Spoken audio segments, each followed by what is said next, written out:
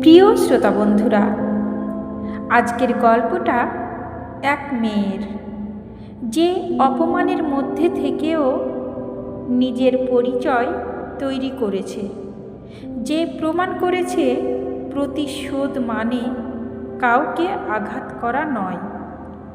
প্রতিশোধ মানে নিজের জায়গাটা এমনভাবে তৈরি করা যাতে একদিন সেই অপমানই মাথা নিচু করে। গল্পের নাম বৌমার প্রতিশোধ। চলুন শুরু করা যাক।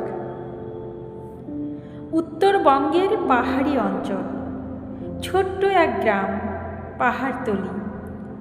ভোর হলেই মেঘ নেমে আসে গাছের ডালে, দূরের চা বাগান যেন সবুজ ঢেউ তোলে, আর সেই প্রকৃতির মাঝেই দাঁড়িয়ে থাকে একটা কাঁচা মাটির বাড়ি। সেই বাড়িতেই বড় হয়েছে রেশমি। অভাব ছিল তার নিত্যসঙ্গী, কিন্তু সেই অভাব কখনো তার স্বপ্নকে ছোট করতে পারেনি। বাবা হরিদাস দিনমজুর, সকাল থেকে সন্ধ্যা পর্যন্ত অন্যের জমিতে কাজ করে সংসার চালান। মা সরলা অন্যের বাড়িতে কাজ করেন, কিন্তু মেয়ের পড়াশোনার ক্ষেত্রে কোনো দিন আপোস করেননি। কুপির আলোয় বসে পড়তে পড়তে কত রাত কেটেছে রেশমির। আর পাশে বসে মা বলতেন, পড়ো মা, তোর পড়াটাই আমাদের ভরসা। সেই কথাগুলোই যেন তার ভিতরের আগুনকে জ্বালিয়ে রাখত। প্রতিদিন ভোরে পাহাড়ি সরু পথ পেরিয়ে বাস স্ট্যান্ড, তারপর শহরের কলেজ। এই দীর্ঘ যাত্রা তার কাছে অভ্যাস হয়ে গিয়েছিল। অনেক দিন খালি পেটে ক্লাস করেছে, তবুও তার চোখে ক্লান্তি ছিল না, ছিল শুধু একরাশ জেদ। সেই কলেজেই একদিন এক অদ্ভুত ঘটনার মধ্যে দিয়ে তার জীবনে ঢুকে পড়ে তন্ময়। বিকেলের দিকে আচমকা বৃষ্টি নেমেছিল, চারিদিক ছুটোছুটি, আর রেশমি দাঁড়িয়ে ভিজছিল। সেই সময় এক অচেনা ছেলে নিঃশব্দে তার মাথার ওপর ছাতা ধরে দাঁড়ায়। সে প্রথমে অস্বস্তি বোধ করছিল, কিন্তু ছেলেটির চোখের সরলতা তাকে থামিয়ে দেয়। ধীরে ধীরে পরিচয়, তারপর কথাবার্তা। আর সেই কথাবার্তার মধ্যেই একদিন তারা বুঝতে পারে এই সম্পর্কটা আর শুধু পরিচয়ের মধ্যে নেই, এর ভেতরে গভীর কিছু জন্ম নিয়েছে। তন্ময় রেশমির মধ্যে শুধু একটা মেয়ে দেখেনি, সে দেখেছিল এক লড়াই, এক সাহস।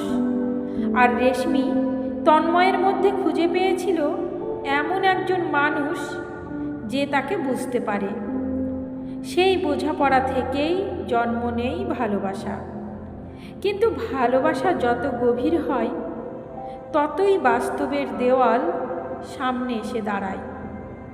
তন্ময় যখন নিজের বাড়িতে রেশমির কথা জানায়, তখনই সব কিছু বদলে যায়। তার মা সরস্বতী দেবী এই সম্পর্ক মানতে পারেন না। তাদের চোখে রেশমি শুধু গরিব ঘরের মেয়ে, তার বেশি কিছু নয়। তন্ময় যতই বোঝানোর চেষ্টা করুক, তার সিদ্ধান্তে অটল থাকে, সে রেশমিকে বিয়ে করবেই। শেষমেশ ছেলেকে হারানোর ভয়ে সমাজের চোখ রক্ষার জন্যে পরিবার রাজি হয়, কিন্তু সেই সম্মতি ছিল শুধুই আনুষ্ঠানিক। মনের ভেতরটা ছিল অবজ্ঞায় ভরা। বিয়ে হয় ধুমধাম করে, কিন্তু সেই আড়ম্বরের ভেতরেই লুকিয়ে ছিল এক অদৃশ্য দূরত্ব। রেশমি যখন নতুন বউ হয়ে সেই বাড়িতে পা রাখে, তার মনে ছিল অনেক স্বপ্ন, ভালোবাসা দিয়ে সবাইকে জয় করার স্বপ্ন। কিন্তু খুব তাড়াতাড়ি সে বুঝে যায় সেই স্বপ্নের পথটা এত সহজ নয়। বিয়ের কয়েকদিন পর থেকেই শুরু হয় তার জীবনের সবচেয়ে কঠিন অধ্যায়। সকাল হতেই তাকে ডেকে তোলা হয়। একটার পর একটা কাজ, রান্না, বাসন মাজা, কাপড় ধোয়া, ঘর মোছা, সব কিছু তার উপর। একটু ভুল হলেই তীক্ষ্ণ কণ্ঠে ভেসে আসে অপমানের কথা। সে যেন এই বাড়ির কেউই নয়, শুধু এক কাজের লোক। খাওয়ার সময়ও শান্তি নেই, কথায় কথায় খোটা। আমার ছেলের ভাগ্যটাই খারাপ। এই ধরনের কথাগুলো তার মনে গভীর ক্ষত তৈরি করত। তন্ময় সব বুঝত, কিন্তু সংসারের টানাপোড়েনের মধ্যে সে সব সময় প্রতিবাদ করতে পারত না। তবুও রাতের নিস্তব্ধতায় সে রেশমির পাশে বসে থাকত, তার হাতটা ধরে বলতো, আর একটু সহ্য করো, আমি আছি। সেই কথাগুলোই রেশমির ভাঙ্গা মনটাকে আবার জোড়া লাগাতো। কিন্তু একদিন এমন একটা ঘটনা ঘটে যা তার ভিতরের সব কিছু বদলে দেয়। আত্মীয় স্বজনের সামনে তাকে অপমান করে বলা হয় যে এই বাড়ির বৌমা নয়, কাজের মেয়ে। সেই মুহূর্তে রেশমির ভেতরের সব কান্না যেন শুকিয়ে যায়। সেই রাতেই সে সিদ্ধান্ত নেয়, সে আর শুধু সহ্য করবে না, সে নিজেকে প্রমাণ করবে। সেই সিদ্ধান্ত থেকেই শুরু হয় তার আসল পথ চলা। দিনের পর দিন ক্লান্ত শরীর নিয়ে সব কাজ করার পর রাতের গভীরে সবাই যখন ঘুমিয়ে পড়ে, তখন সে নিঃশব্দে বই নিয়ে বসে। আবার শুরু হয় পড়াশোনা। তন্ময় ধীরে ধীরে সব বুঝতে পারে, আর এবার সে শুধু সান্ত্বনা দেয় না, সত্যিকারের সঙ্গী হয়ে ওঠে। বই জোগাড় করা, পড়ার সময় করে দেওয়া, মানসিকভাবে পাশে থাকা, সব কিছুতেই সে রেশমির শক্তি হয়ে দাঁড়ায়। রেশমির জীবন তখন এক অদ্ভুত সমীকরণ। দিনে সংসারের কাজ, রাতে নিজের স্বপ্নের লড়াই। একটা একটা করে সে এগোতে থাকে।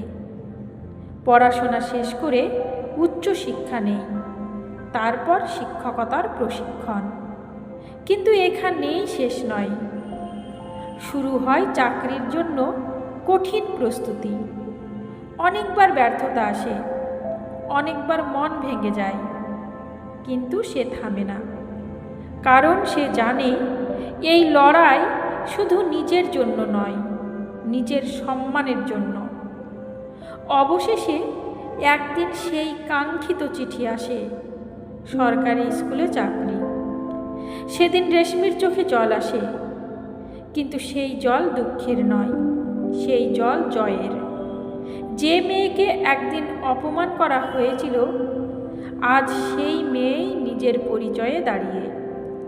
পাড়ার লোকজন, আত্মীয় স্বজন যারা একদিন অবজ্ঞা করেছিল, আজ তারাই প্রশংসা করে।